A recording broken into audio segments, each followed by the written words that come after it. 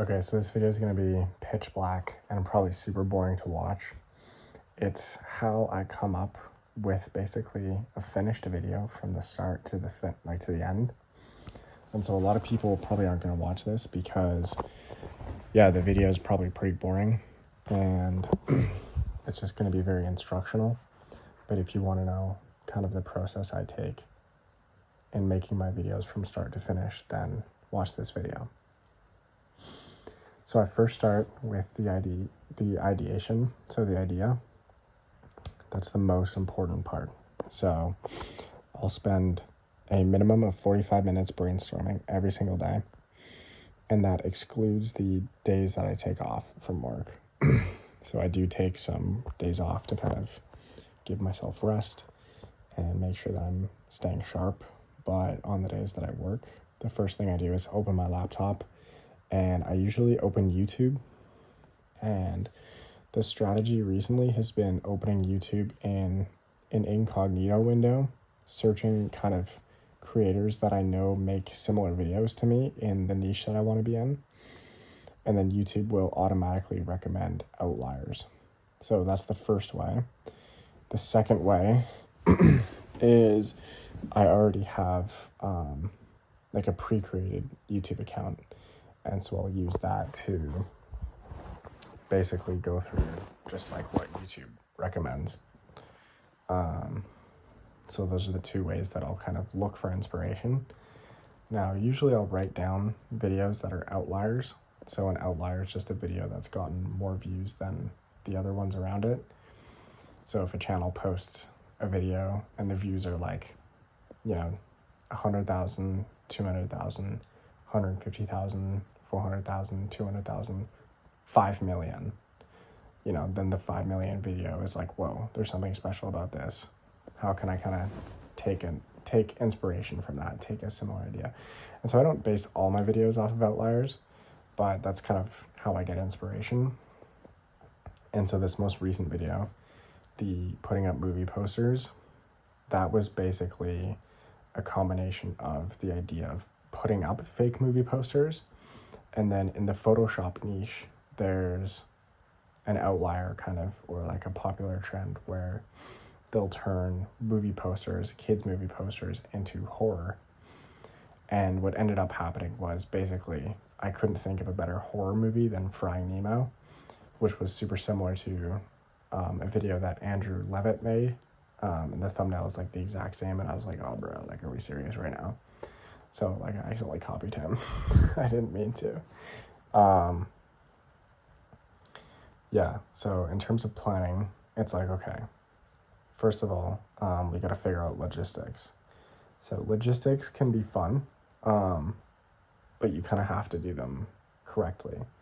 So the logistics of this video are like, okay, what is the structure? So the structure is going to be, I make the posters, I print them off, I set them up, and I get the reactions. So it's like, okay, making the posters, easy. I don't need to plan logistics for that. I can literally just make the posters in my room.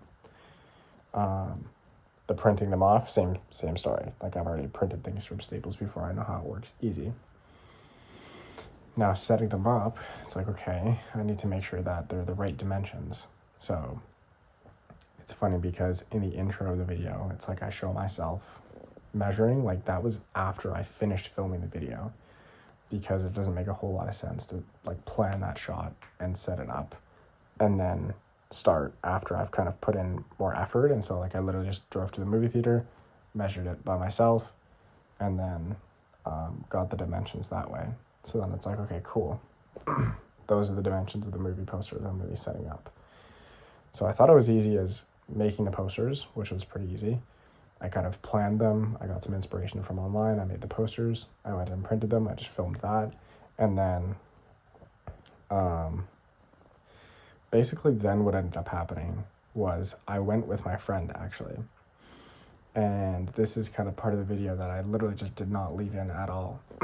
Basically, I went with my friend to a movie theater, and we set the posters up, and literally the manager spawned in like 2 minutes. Like, I turned around and he's like right there. I'm like, bro, are we for real? And he thought it was really funny, so he actually let me leave them up. But in the 30 minutes that they were left up, I literally got like barely any reactions because it was like during the playtime of the movies, and so there were people in the theater and nobody was leaving or entering the theater.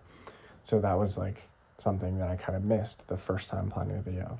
So that shoot ended up that shoot ended up flopping. So I was like, great, okay. But I still have these posters and I still basically have a video almost ready to go here. So I was like, okay, attempt number 2. So to fix it, what I did is I was like, okay, first of all, these posters, they weren't working. I was finicking around with like these like floppy, like big pieces of paper. I was like, this is stupid. So I go online and I find this moving company that sells these TV boxes for like $10 a pop. I'm like, okay, I'm gonna grab 2 of those. And so I made sure the dimensions worked, and then I cut out the cardboard and then I put it on cardboard. So the paper movie poster was on the cardboard. And that reduced the setup time by like 90%. So instead of like putting up, because there were 3 posters, and I literally spent like 2-3 minutes setting them up the first time. Actually, I think it was 4 minutes that I spent setting them up. So like I'd grab a poster, it would kind of like flop over, like crinkle, because these are like big pieces of paper, right? And so like I'd stick them on and then they'd be like flapping, and it was just a nightmare. So with the cardboard backing, it's like great. I can stick them on super quick. And if I walk up with adhesive already on the back, adhesive. I guess I can just say it because this is so far in the video, it doesn't even really matter. I just used very small amounts of like duct tape, like Gorilla Tape. And obviously I made sure that the tape was not going to harm the sign. And so, yeah, essentially the deal was, I was like, okay, I need to find another movie theater though, because the first movie theater I did, obviously the manager spawned in because he could see me. He saw me through the glass because I was setting up the posters immediately like in front of the entrance, which was all glass. So he literally just looked right through and he saw me. And the first time I set it up, I was wearing this like high visibility vest, kind of like as a joke, but it ended up like legitimately attracting attention. And so anyways, he walked out, and again, he thought it was funny. He let me keep them up, but just because it was in between show times, because it was during show times, there weren't very many reactions that I was getting. And so I was like, okay, another thing I need to look out for that I kind of overlooked was the actual play times of the movies. So this time, the new logistics that I planned, I ended up showing up at the movie theater at like 2:30 p.m. So it was 2:30 p.m., middle of the afternoon. And the reason I showed up there so early was because I could park in a parking spot immediately in front of the posters because I needed that shot. Without parking there, the video would be cooked. So I was like, okay, I showed up there. Then I literally camped out for like 3-4 hours. So I just camped out in the car. Like I just chilled. I listened to, I think, an audiobook. I just kind of like hung out, whatever. After that, obviously this new location, I made sure that the posters out front, and like, I'll be honest, I wasn't entirely 100% sure that this was the case, but I had planned for the fact that the posters out front were not directly facing the entrance. So like the entrance was a fair amount bigger, and there were kind of these poles that were supporting like the frame of the actual building, like these structural poles that were quite big. And so the poles plus like there were kind of multiple, it was almost like an airlock style entrance. I don't know what you'd call that, but there was like the outdoor doors and then the indoor doors. So you kind of have to walk through, and then there'd be this little foyer area. And so that, all of that kind of like metal of like the door frames and the windows and like the poles and stuff was kind of enough so that when you were inside the theater and you looked outside at the posters, you couldn't really see if there was someone there doing something. So I was like, okay, great. So obviously with the logistics of this now, I was able to plan that better. And in terms of like filming, because I want to switch back to basically describing how I made the video, I filmed myself basically I screen recorded myself making the posters. Then I filmed myself going and printing them off. Then I filmed myself showing them off to my friend. I obviously went and filmed that first attempt and it flopped. So then I filmed myself putting them on the cardboard backing. Then I filmed myself pulling up to the theater. I filmed myself kind of like taking random B-roll of like people walking by. Obviously, you always want to overshoot, which means take more footage than you think is necessary so that you can edit down. Because you can always like get rid of stuff in the edit, but you can't take more footage. So yeah, I get there, I record that part, and then obviously the setup for it, like I was a bit nervous and stuff, like I was like shaking, and it was like pretty fun to set up, but I just basically got my meta glasses and filmed myself, just quickly putting up the posters. Now the funny thing is, okay, this was the part that kind of pissed me off. I have another camera. It's a Canon M50 Mark II. And I have this old lens. It's probably from like the early 2000s, this telephoto lens that goes to 300 millimeters. What that basically means is it zooms in really far. But because the lens is so old, and honestly, the camera is not great. The image quality I was getting from the video it took was so unusable. I didn't use any of it whatsoever, which really annoyed me because it was just a crappy recording. And so I had to just use my normal camera, which doesn't zoom in quite as far because I don't want to freaking buy like another $1,000 lens quite yet. And yeah, it ended up working out though. Like I would like quickly zoom into the people walking by, and then I would zoom back out and then record my face and then swap and swap and swap. So it was a little bit janky, but I also set up a recording of a GoPro right beside where the posters were. And so like obviously the thought process, setting up the stuff, this was kind of the hardest logistical part because I was like super nervous. So I had to make sure I had like checklists and I had all this stuff down in my mind. But I was like, okay, I got out of the car. I have these 3 posters with cardboard backings. I quickly put duct tape on the back of them. I walk around the side of the building. I just kind of chill. And I actually, on the south-facing side of the building where like you couldn't see outside from the front entrance, it was basically around the corner of the building. I just chilled for like maybe 30 seconds. I got on my phone and I just made sure I'm like, okay, am I getting everything that I need? Do I have like the checklist? Okay, I'm good. I have all my stuff. I know what to do. Okay, cool. So I go up, boom, boom, boom, 3 posters. Then I take out, I have a recording device that records locally to an SD card on that device. So it records internally. So I put the recorder down and then I put the GoPro down and started recording with it and just walked back to the car. I got the footage of people walking by and stuff, and I filmed that part. And then obviously the ending part, that was pretty easy to film, again, just with those glasses. And then, yeah, that was basically it. And then after that, actually, I filmed some of the parts in my room at the beginning. So it doesn't make a whole lot of sense to, like, in my room, the lighting kind of looks crappy, unless the sun is shining in. And so it doesn't make a whole lot of sense to basically set aside an entire day to film the beginning of a video I don't know is going to work out. So obviously, like, there's nothing about the content that is like changed, but you know, I filmed an original shot for it and it looked just disgusting. Like, it was so gross. So I kind of had to like act out my reactions to the posters at the beginning because I had already reacted to them. And I'd filmed that in my room at like, I don't know, like 11 a.m., 12 p.m., like kind of afternoon time. And so it just looked really like kind of crappy lighting. And so, yeah, just to kind of like put into the priority checklist. And then after that, I filmed the kind of intro shots of me going back to another theater and pretending to set up the posters because obviously the shots that I have when I actually set up the posters, they're like kind of blurry, like they're far away. and I wanted some clear footage of myself setting up the posters.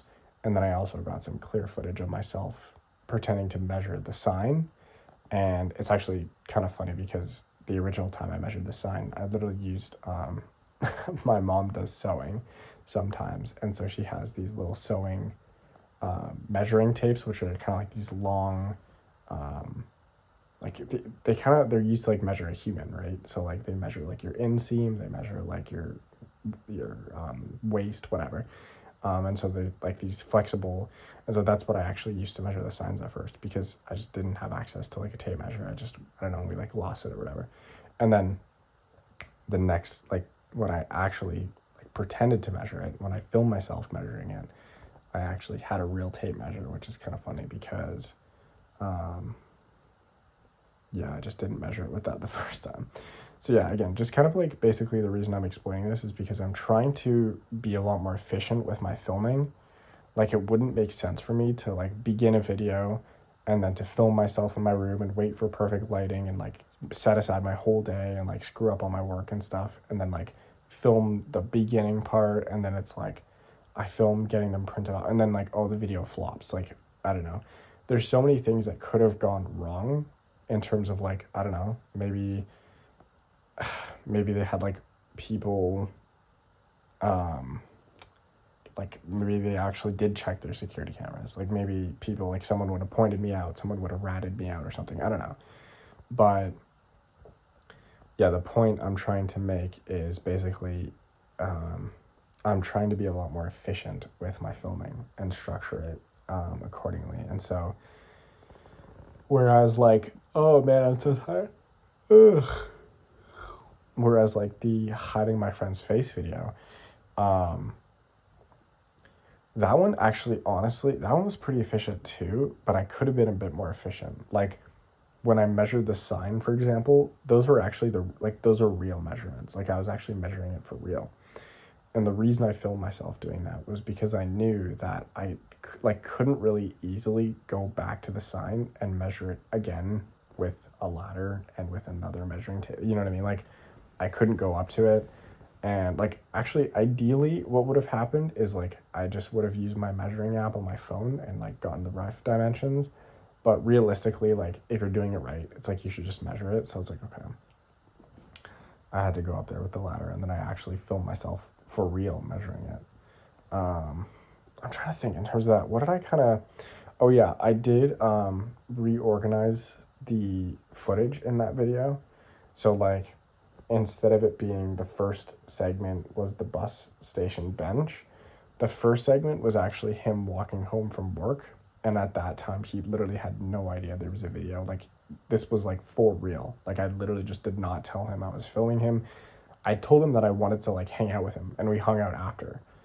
But he had no idea I was filming. Like, I literally set up fake cameras, and the entire time it was so stressful because I literally didn't even know if he would let me post the video because I was literally filming him without asking, even, like, in his car and stuff.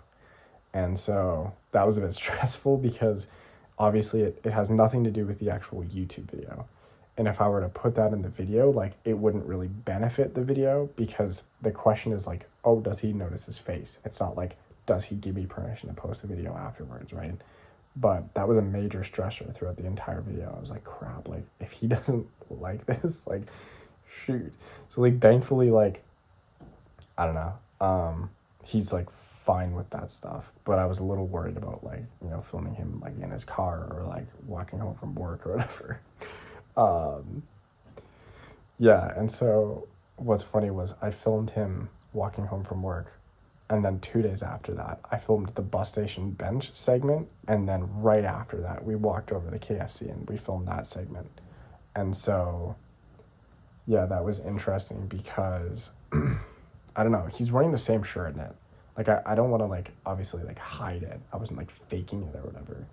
But it's just way better for the video. Structure-wise, my friend pointed out, like, if your first segment is, like, at night, people just don't like that. People don't like footage, like, taken at night for some reason. They just will click off the video, so it sucks for retention. Ugh. And so we kind of had to reorganize that afterwards, which was interesting. Because genuinely, I think that the bus station bench was a bit more obvious. Like, it was a bigger thing, but the thing about that was, like, we could kind of play up the posters because we're like, oh, it's his face, versus, like, the bus station bench was, like, kind of an AI version. So it's like, does he really notice? I don't know. Like, so, yeah, I don't know. Hopefully listening to this can help some people. Honestly, I just kind of wanted to yap a little bit and talk about kind of some of the behind the scenes stuff.